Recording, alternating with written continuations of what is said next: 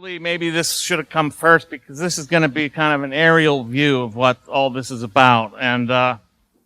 But I'll start by addressing the elephant in the room. Isn't this simply a conspiracy theory concocted by right-wing extremists like us? According to the New York Times and the Anti-Defamation League, the Great Reset has no basis in fact. Or as the BBC claims, the Great Reset is a benign effort on the part of leading thinkers to bring about a fairer, greener future based on a reset of capitalism. Meanwhile, Time magazine devoted an entire issue to the Great Reset, effectively hailing it as the solution to all our problems post-COVID. Now, Klaus Schwab, the founder and executive chairman of the World Economic Forum, which is the WEF, suggests that the Great Reset is merely an attempt to address the weaknesses of capitalism exposed by the COVID crisis, as well as the looming catastrophes posed by unmitigated climate change and environmental degradation. I don't mean to suggest that there's some sort of median point between conspiracy theory and denial, actually. I just want to make clear what this Great Reset is and to ferret out from the implications from what these people actually say. But on the note of conspiracy theory, I believe that the WEF and its partners actually generate conspiracy theories on purpose in order to discredit all of the critics of this project in advance. It's a preemptive move, like Klaus Schwab says at his last annual meeting. What we have on the agenda is another virus. And we go, what? And the future is not just happening. The future is made by you here in this room. Okay. I should have told you I would do a few Klaus Schwab imitations. But a brief history of the Great Reset tells us that there was a book published in 2010 called The Great Reset by a guy named Richard Florida, but it had nothing to do with Schwab's Great Reset. He picked up the idea and he ran with it. And then in 2014, Schwab declared, what we want to do in Davos this year is to push the reset button. By this, he referred to an imaginary reset button on the global economic system of neoliberal capitalism. And that's the weasel word that they use, neoliberalism, to describe what we would call free enterprise. A graphic depiction of the reset button appeared shortly thereafter, and then very strange things began to happen. There were two simulations that ran previous to COVID-19 taking place. One of them was called Clade X. It was organized by Johns Hopkins University and the World Economic Forum, and it simulated the breakout of a novel parainfluenza virus. This, according to Homeland Preparedness News, the Clade X simulation demonstrated, quote, that the lack of both a protective vaccine and a proactive worldwide plan for tackling the spread of a catastrophic global pandemic resulted in the death of 150 million people across the earth, end quote. This is in 2018. Clearly, preparation for a global pandemic was in order. Then, a little after a year later, in October 2019, the WEF's uncanny prescience was again on display, only this time with greater precision. Along with the Bill and Melinda Gates Foundation, the WEF teamed up with the Johns Hopkins University again to stage another pandemic exercise called Event 201. Event 201 simulated the international response to the outbreak of a novel coronavirus 2 months before COVID-19. The COVID-19 outbreak became international news, and a few months before it would be declared a pandemic. The Johns Hopkins Center for Health and Security summary of the exercise closely resembles, in fact, mirrors exactly the actual COVID-19 scenario, including apparent foreknowledge of so-called asymptomatic spread, etc. The CLADE-X and Event 201 simulations anticipated every aspect of the COVID crisis, notably the responses by governments, health agencies, conventional media, social media, and elements of the public. The simulated responses and their effects included worldwide lockdowns. This is in advance, a simulation, the collapse of businesses and industry, the adoption of biometric surveillance technologies, an emphasis on social media, censorship to combat misinformation and disinformation, the flooding of social and legacy media with authoritative sources, widespread riots, remember the Summer of Love, and mass unemployment. Of course, all of these things took place with the COVID crisis. These premonitory exercises and other COVID curiosities have contributed to the plandemic narrative. I'm not saying I hold this, but this is out there. This exists, this plandemic narrative, which is speculation that the COVID crisis may have been staged by global elites centered around the WEF and the UN as an alibi for instituting the Great Reset. In addition to these exercises just referenced, Swiss policy research points to the WEF's role in promoting digital biometric surveillance identity systems, thrusting its young global leaders into major roles in the management of the COVID crisis, and the advocating of vaccination of children as an entry point for digital identification. This is all on the agenda of the WEF. So they had this agenda in advance, then they had these exercises, then COVID happened. So then in 2019, as I mentioned during the Q&A here, the WEF signed a contract or an agreement, a partnership agreement with the UN to advance Agenda 2030 Sustainable Development Goals. The WEF promised to finance the UN's climate change agenda. The framework also commits the WEF to helping the UN meet the needs of the fourth industrial revolution, which I'll talk about, but part of that involves what they're calling digital governance.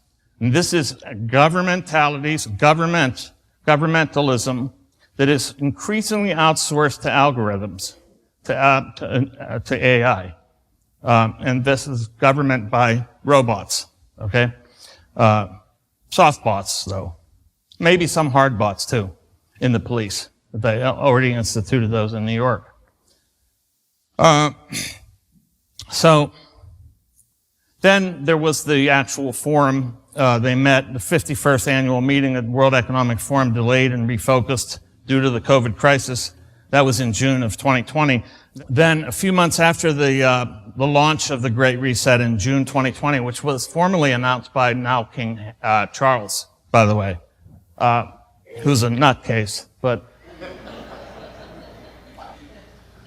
then the book came out, COVID-19, The Great Reset, and this led, the timing of this book led this one academic to actually say something of value. He said, although not impossible, the speed at which this book on this particular topic proposing these theses was produced does play into the conspiratorial aesthetic that the book has since induced, even though the authors are transparent about writing and publishing the book within a month's time. This neither confirms the veracity of such claims nor dispels suspicion from those who question its expediency. Academic doublespeak for saying, how the hell did they write this book so quick after this crisis? That's not the only thing that's fed this conspiratorial aesthetic. In the book, Schwab and his co-author say repeatedly what an opportunity COVID has presented. Wow, this is just a wonderful, 24 times they refer to COVID as this wonderful opportunity. And there are a few of them. So that's the history, the prehistory of all this, except there's a deeper history. It goes back to these roundtable groups that formed beginning in 1920, like the Royal Institute of International Affairs, the Council on Foreign Relations, the Bilderberg Group, the Club of Rome, then the World Economic Forum, then the Trilateral Commission. These are all roundtable groups based on Alfred Milner's roundtables.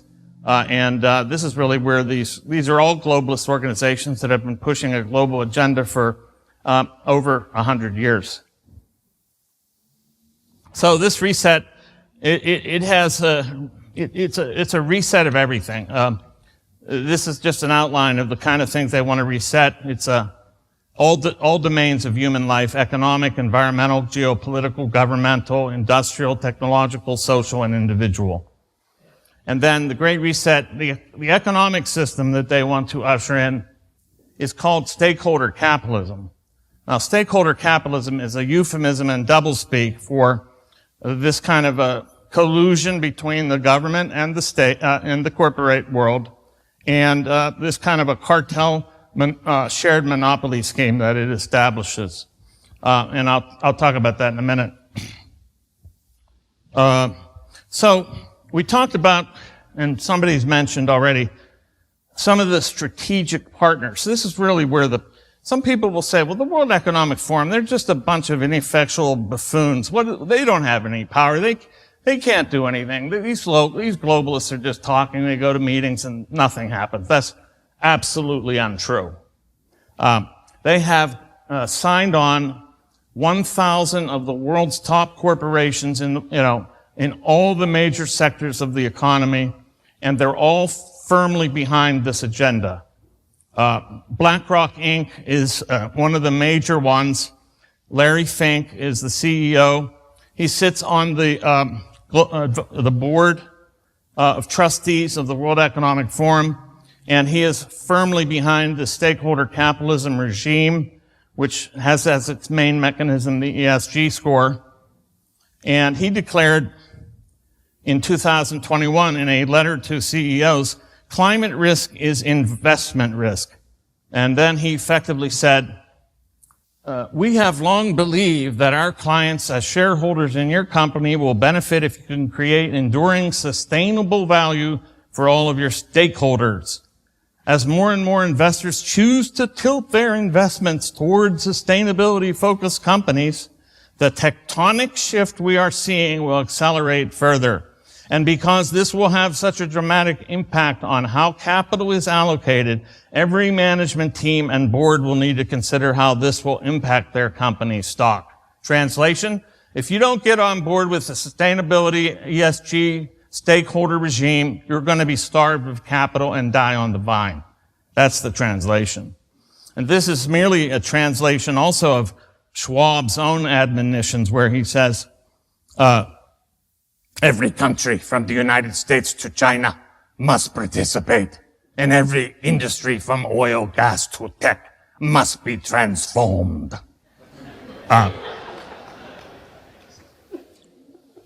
We have to make fun of these people. This is a part of resistance.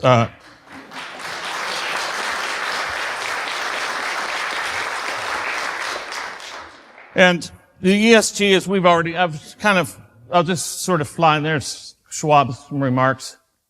And there he is, likened to Dr. Evil.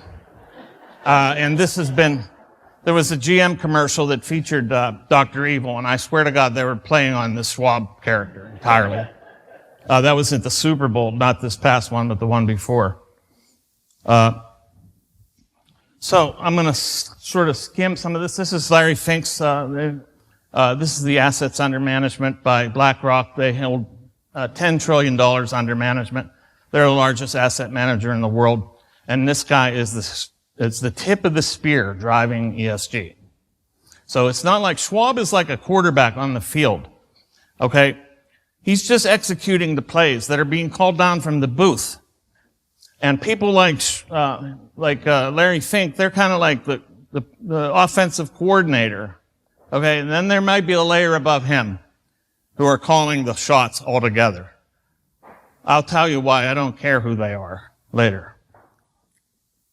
This is the executive order that Biden signed into he signed into effect which basically said that climate-related risk is, financial risk. And then he signed another 12 EOs related to these issues.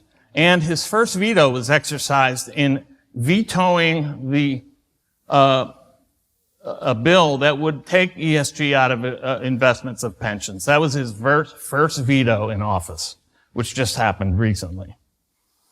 So what is this economic system they want to establish, which they call stakeholder capitalism? I've written about this for Mises Institute. I have a whole series on this, which was the germ of my book. And I thank them for that. And then I want to say that even socialists say that stakeholder capitalism is a form of socialism. This is a socialist who wrote a paper called Toward a Less, should be Toward, okay? There's no word, towards. Toward a Less Irrelevant Socialism. Sharing, stakeholding as a reform of the capitalist economy. And so basically in this paper he's arguing that stakeholder capitalism is a form of socialism. It is a kind of socialism. Here's the kind of socialism it is. It is what I call, what's been called corporate socialism. And what is corporate socialism?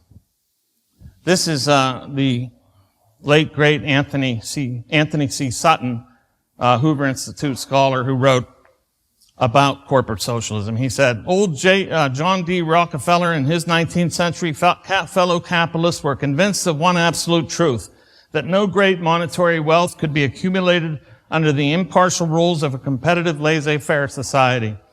The only sure road to the acquisition of massive wealth was monopoly. Drive your competitors out of business, reduce competition, eliminate laissez-faire, and above all, get state protection for your industry through compliant politicians and government regulation. This avenue yields a legal monopoly, and legal monopoly always leads to wealth. Then he goes on, this robber baron scheme is the socialist plan. The difference between a corporate and state monopoly and a socialist state monopoly is essentially only the identity of the group controlling the power structure. We call this phenomenon of corporate legal monopoly and market control acquired by using political influence by the name of corporate socialism. So that's what you say to people when they say, well, this isn't socialism, it's being run by a bunch of capitalists. No, this is being run by a bunch of monopolists. That's why it is socialist. What is socialism if not a monopoly system? These are monopolists who want to monopolize the economy. They use the ESG as a demarcation device in order to drive out all the competition and exclude them from the marketplace and retain complete and total control over the rest of the economy. And it does this to the detriment. Speaking of what it does to small business, it's aimed at destroying it. So it leaves a two-tiered economy, a kind of, I'll also call it this, but it's a kind of actually existing socialism on the ground and a corporate oligarchy on top, or also, I've called it capitalism with Chinese characteristics, which is a play on the Chinese Communist Party's description of their own economy as socialism with Chinese characteristics, which is a piece of rhetorical gymnastics like nothing you've ever heard. Why? Because what it is it was the CCP's way of rationalizing for-profit production while they maintained a socialist ideological political structure. And so they called it socialism with Chinese characteristics, which is ludicrous. I call it this system. So what they're doing is these globalists, they want to basically establish socialism or capitalism with Chinese characteristics globally. This is my contention. And the Chinese system is the model for the Great Reset. They're looking at China and they go, look, you got all these, you still have for-profit production by these oligarchs. You have total control over the population. You have this great surveillance structure. And, you still get generated wealth for the few. And they've even said this. For example, Klaus Schwab's mentor, one of his mentors, and one of the mentors is Henry Kissinger, but another one is Maurice Strong, who was an environmentalist and United Nations Undersecretary, former director of the United Nations Environment Program, the first, and the WF board member, foundation board member. He said to The Guardian, "We know that pure capitalism hasn't worked. In China, they have used their system, which they call a socialist market economy, quite well to achieve their objectives. They have learned how to use the methods of capitalism to meet their own goals of socialism." That's what he said. So this is what they want. They've been modeling China, and Schwab recently, in an interview with Chinese TV, with official state Chinese TV, said, "China's the model for the world." He effectively said, "China make a good model for all nations." He started speaking Chinese a little bit there. He was kind of like influenced by that environment. You know how it is. So, one way to understand this is that this is, one of the other things about this is this brings up what they call public-private partnerships, which draws these corporations. So here's the very tricky thing. For anti-statists like us, what they're doing is drawing corporations into the state and making them state apparatuses. We see this going on all over the place. You saw it with Twitter. You're seeing it with Google. These are not private companies per se. They were first of all established by In-Q-Tel, which is the CIA's own funding agency. Secondly, they operate as state apparatuses and controlling opinion and narratives and even canceling people from the public sphere. So anyway, but what this represents is not only sort of what leftists will say is the privatization of the government. What really is going on here is the governmentalization of private industry, turning private industry into governmental agents. This represents In-Q-Tel and who they funded, for example. Of course, they're a CIA operation. They funded Nokia, Microsoft, Oracle, Google, and Facebook, and IBM. In the case of Google, it was their startup funding. Same with Facebook, through Greylock Partners, but, that's how they do things. They try to have some intermediaries, so it's hard to track. So, there's this fourth industrial revolution. What is this about? I'm just going to cut to the chase. This is high-tech surveillance and control. They promise they promise this like transhumanism, like you'll have complete access to all knowledge of all the world at the tips of your neurons without even going on the web. You'll have so much power and you'll be able to use AI. It'll be connected to your own brain. You'll become a supercomputer yourself, all this kind of stuff. But it is not really going to be used that way. These are going to be used to control the population at large. And this technological 4IR really represents like a dystopic, it's like a dystopic science fiction novel. Basically, the applications include ubiquitous internet, the Internet of Things, the Internet of Bodies, autonomous vehicles, smart cities, robots, nanotechnology, digital identity, central bank digital currency, genetic engineering, and so forth. I won't talk about that too much because it's very difficult to get into, but one of the things about this Great Reset is that in terms of the social order, what it promises is kind of what they're calling inclusion, but it's inclusion in a shared destiny. But this inclusion represents the subordination of netizens, which would be us. That's what they call us, netizens. A total political and economic disenfranchisement and a hypervigilance over the self and others, or what Hannah Arendt called organized loneliness. And this is really this is great why it's great that we're meeting, because this is what they want, is organized loneliness. They even said so during COVID. In the age of COVID, the organized loneliness manifested itself in lockdowns, masking, and social distancing, and the exclusion of the unvaccinated. The Alone Together public service announcement, produced and circulated by the Ad Council in March of 2020, represented this organized loneliness succinctly. They actually ran an ad called Alone Together. Together we're alone, basically. I don't want to make you feel hopeless and helpless and hapless in the face of all this, so I have a 9-point plan to stop it. And one of the panelists said basically the sort of sentiment that's behind this. I call this the grand refusal. They want to call it the Great Reset. By the way, everything great that has ever been proposed by these kinds of people, like the Great Leap Forward, the Great Purge, the Great Society, they've always been dismal failures. So it's ironic that they would continue to use terms like great with reference to this project. So there's 9 points that we should there's a 9-point plan, and it's a kind of a sense of principles. The main premise of the 9-point plan is that we need to cut the global puppet strings from ourselves.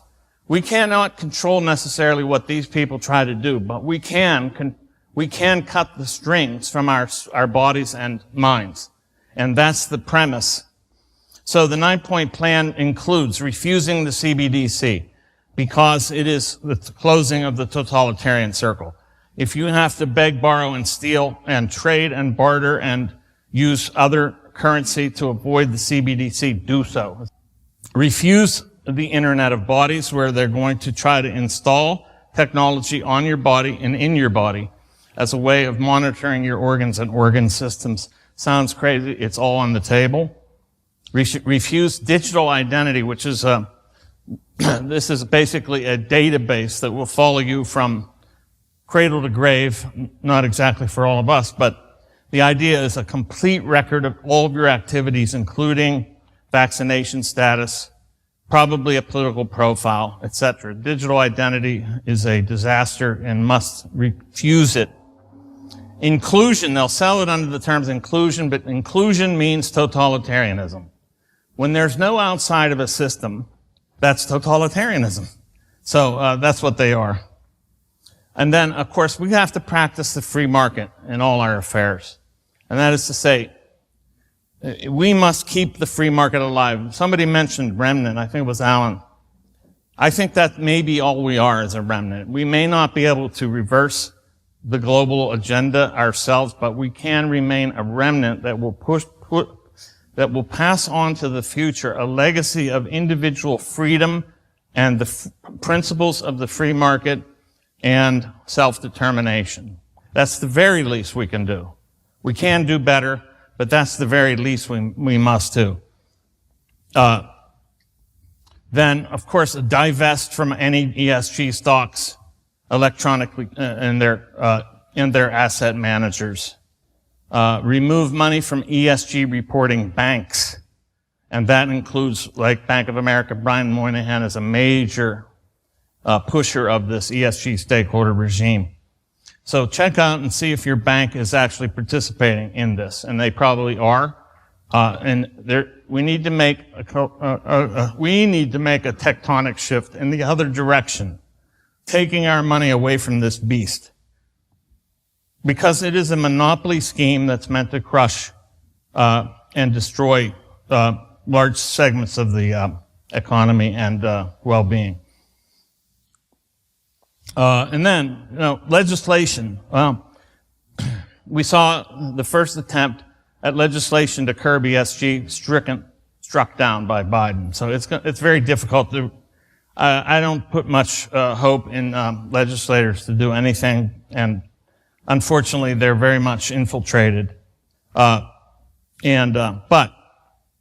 we can still pressure them to divest. For example, we fund the World Economic Forum.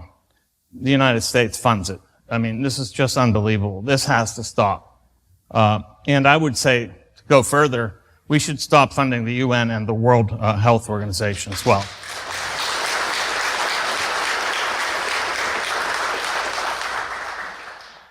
And, encourage them, like these 19 states that signed a letter to Larry Fink saying we're not going along with this, and other states are pulling out, like Florida will not go into ESG indexing for their pensions. We need to put pressure on legislators to get pensions and other funds out of the ESG index market, and away from those asset managers. It's so easy to identify who, the marks are all over the beast. And I think we also need to encourage defection from the elite. There are some possible elite defectors. I don't know about the status of Elon Musk. He's an ambiguous figure in my mind. But I like to keep hope alive that he may actually represent some possibility, at least in getting some victories. He does operate this company Neuralink, which is really brain-cloud interfacing, effectively. It could be brain-cloud interfacing. That means your brain will be on the web. But he's also sort of like-minded about ESG. He called it a scam. And he is also at least nominally in favor of free speech. So we'll see. But in any case, there have to be other elites out there too who must defect from this insanity. Because it will be a disaster. I go into in the book, the agricultural disaster. It represents the kind of famine it could actually produce, and so on and so forth. So check that out. But all in all, I'm calling these steps part of the grand refusal. And this is my iconic character to represent the grand refusal. Some of you will recognize this figure, Howard Beale, from the movie Network. Although he delivered his message through the television, this newscaster gone rogue encouraged his viewers to turn off their televisions, to thrust open their windows, and to scream, "I'm mad as hell, and I'm not going to take this anymore." And although his viewers were framed by their rectangular boxes of their windows, which resembled TVs, and thus replicated the TV itself, Beale's individual and collective viewers nevertheless issued a clarion call to each other and to the elites. And I think we need to issue a clarion call. We are not going to take this anymore.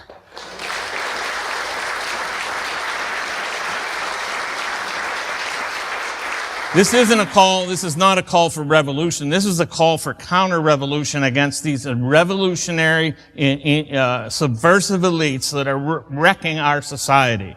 And altogether, these what I call subversive elites who have nothing but the subversion of the social body as their objective.